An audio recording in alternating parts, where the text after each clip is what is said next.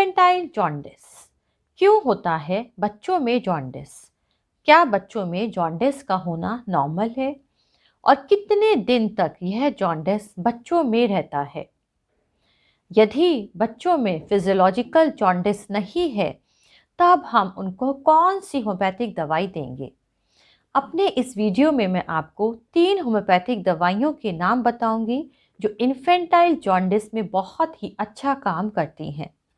तो यदि आपको मेरा वीडियो पसंद आए तो प्लीज़ उसे लाइक करना और शेयर करना नहीं भूलें और मेरे चैनल को सब्सक्राइब करें और बेल आइकॉन को प्रेस करें। क्या होता है जॉन्डिस? तो जॉन्डिस में बिलिरुबिन की मात्रा अधिक होने की वजह से जो बच्चों की स्किन का कलर येलो दिखने लगे या फिर जो उनका स्क्लेरा है, जो वाइट पोर्शन है आइस का, वो भी येलो दिखने लगे, तब हम उसको जॉन्डिस कहते हैं। लेकिन ये बिलिरुबिन की मात्रा क्यों अधिक बढ़ जाती है?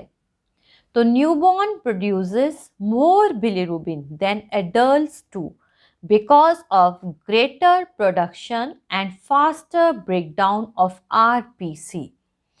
जहां पर बड़े लोगों में आरबीसी का लाइफ स्पैन 120 डेज होता है, वहीं पर छोटे इन्फेंट्स में जो आरबीसी का लाइफ स्पैन है वो 60 टू 90 डेज है। तो जब ये आरबीसी जल्दी जल्दी टूटते हैं, मैंने अपने पहले वीडियो में भी आपको बताया है कि आरबीसी के ब्रेक डाउन की वजह से ही ये बिलिरुबिन ब्लड में आता है और इस बिलिरुबिन को हम इनडायरेक्ट बिलिरुबिन या अनकॉन्जुगेटेड बिलिरुबिन भी कहते हैं। Normally liver filters this bilirubin and releases into the intestinal tract in the form of direct bilirubin और conjugated bilirubin। लेकिन इन्फेंट्स में लिवर फुल्ली मैच्योर नहीं होने की वजह से ये जो अनकॉन्जुगेटेड बिलिरुबिन है वो कॉन्जुगेटेड बिलिरुबिन या बाइल में नहीं कन्वर्ट हो पाता है। तो पहला है फास्टर ब्रेकडाउन ऑफ आरबीसी और सेकेंड है लिवर का फुल्ली मैच्योर ना होना। इन दोनों कारण की वजह से बच्चों में बिलिरुबिन की मात्रा अधिक बढ़ जाती है और ये बिलिरुबिन मोस्टली अनकॉन्जुगेटेड बिलिरुबिन या इनडायरेक्ट बिलिरुबिन होता है, जो कि सेकेंड डे में आपको ये जॉन्डिस दिखना शुरू हो जाता है and it reaches its peak at 3rd और 4th day in term babies and 7th day in pre term babies. यानी कि जो प्री टर्म बेबीज होते हैं, जो 38 वीक से पहले हो जाते हैं, उनमें ये बिलिरुबिन 7th डे पर पीक होता है, सबसे ज़्यादा मिलता है। इस तरीके के जॉन्डिस को हम फिजियोलॉजिकल जॉन्डिस कहते हैं and the level of unconjugated or indirect bilirubin in the serum can be up to 15 milligram per dilution। लेकिन यदि यही जॉन्डिस आपको 2 हफ्तों के बाद भी बच्चे में देखने को मिल रहा है या फिर यही जॉन्डिस आपको पैदा होते ही बच्चे में दिखने लगे, जो कि नॉर्मली 2nd डे या 3rd डे से दिखना शुरू होता है, तब कुछ और कारण भी हो सकते हैं। यानी कि ये जॉन्डिस पैथोलॉजिकल जॉन्डिस भी हो सकता है।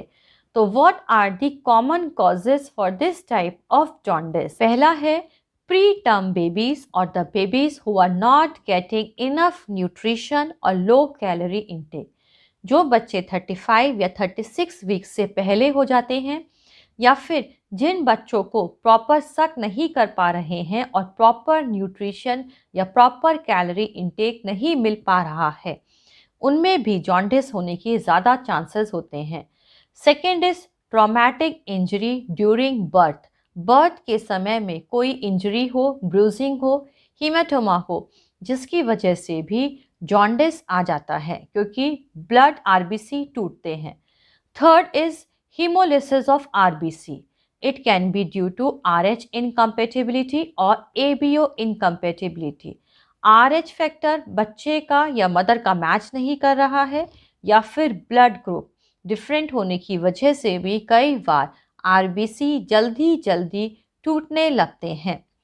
फोर्थ इज इन्फेक्शन या सेप्सिस की वजह से।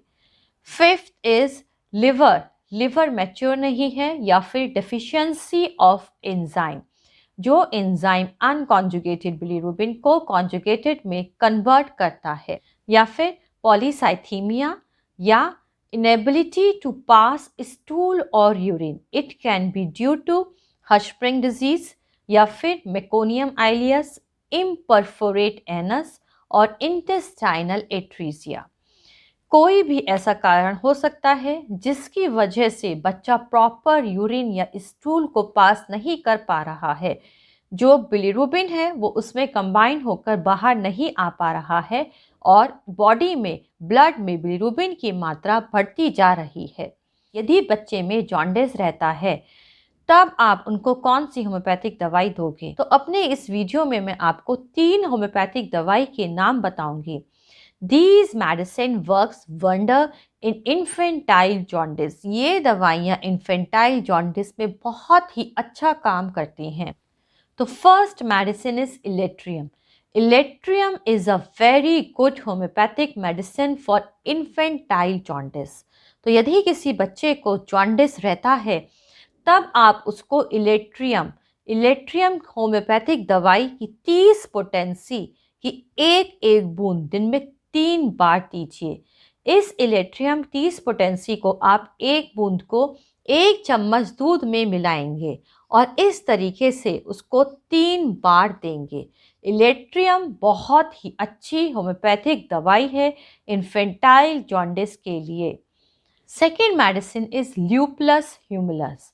ल्यूपुलस ह्यूमिलस भी एक बहुत ही अच्छी होम्योपैथिक दवाई है इन्फेंटाइल जॉन्डिस के लिए।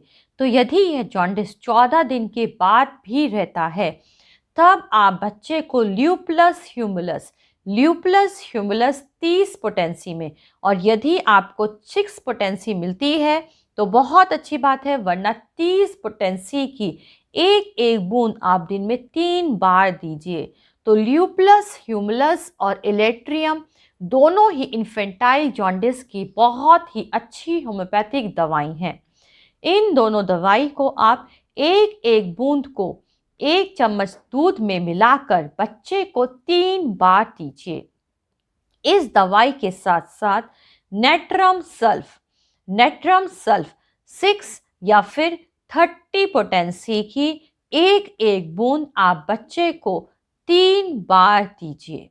तो ये तीनों होम्योपैथिक दवाई इन्फेंटाइल जॉन्डिस में बहुत ही अच्छा काम करती हैं। इलेट्रियम, ल्यूपुलस ह्यूमिलस और नेट्रम सल्फ को भी आप 30 पोटेंसी में एक बूंद बच्चे को दिन में 3 बार देंगे, 1 चम्मच दूध में मिलाकर। इन दवाइयों के साथ साथ आपको इस बात का ध्यान रखना है कि आपका बच्चा प्रॉपर फीड ले 8 से 12 बार तक। वो अगर ब्रेस्ट फीड कर रहा है तो 8 से 12 बार तक वो दिन में फीड ले, क्योंकि ये बिलीरुबिन आपका स्टूल या यूरिन के थ्रू ही निकलेगा। और यदि बच्चा फॉर्मूला मिल्क मर है तो 30 से 60 ml तक बच्चा दूध एक बार में ले, क्योंकि the best preventive for infantile jaundice is adequate feeding.